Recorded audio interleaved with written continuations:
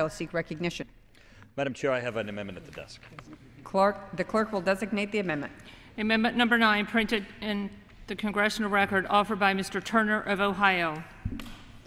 Gentleman from Ohio, recognized for 5 minutes.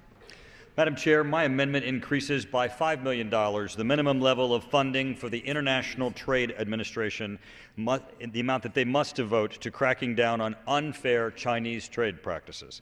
We must ensure that U.S. manufacturers and workers can compete on a level playing field in the global marketplace.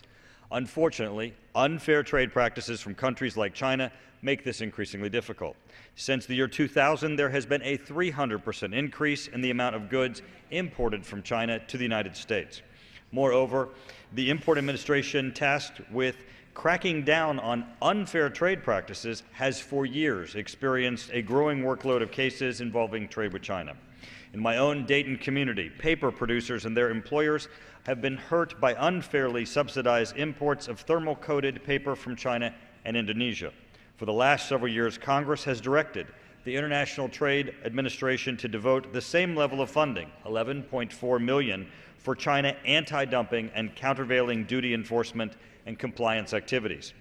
Given the rise in Chinese imports and the increased complexity of cases the ITA must evaluate, we must ensure that efforts to protect U.S. manufacturers and employees from unfair trade practices receive sufficient dedicated funding. My amendment simply increases the minimum amount that the International Trade Administration must use for these activities by $5 million, from $11.4 million to $16.4 million, using existing resources provided for under the bill. I want to thank Chairman Wolf for working with me on this amendment, and I want to urge all of my colleagues to support the amendment. With that, I yield back the balance of my time. Gentleman from Ohio yields back his time. Gentleman from Pennsylvania. We would agree to the amendment. Yeah, I accept the amendment. I think it's a good amendment.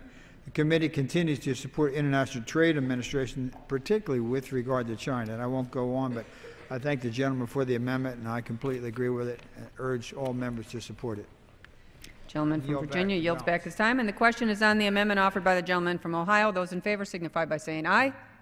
Opposed will say no. In the opinion of the chair, the ayes have it, and the amendment is